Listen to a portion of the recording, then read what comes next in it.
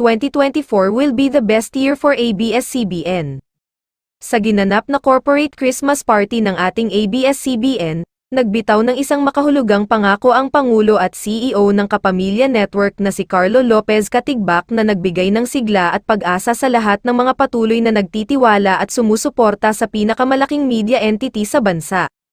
I'm making a promise next year 2024 will be the best year for ABS-CBN, pangako ni Sir CLK. Next year, we're gonna make the big turnaround, ayon kay Mrs. Cory V. Yan ang mga pangakong binitawan ng ABS-CBN executives sa kanilang empleyado sa naganap na corporate Christmas party ng Kapamilya Network.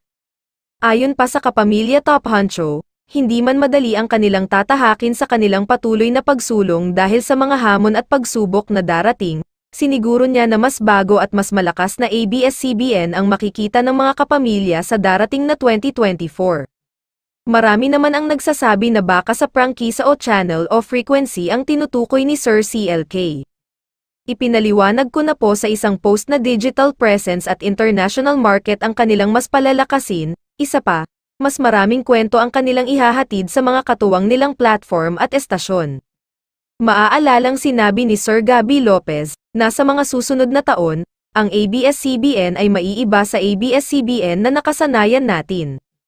Komento ng netizens, I hope ABS-CBN will be comeback of franchise apply from TV and radio stations in the Philippines will be back stronger this 2024, sana mabigyan na sila ng franchise nakakamiss na rin ang Channel 2, feeling ko babalik na sa free TV ang ABS-CBN, may franchise o wala kita naman natin na mamayagpag ang ABS-CBN, para sa akin hindi pa ito ang tamang panahon.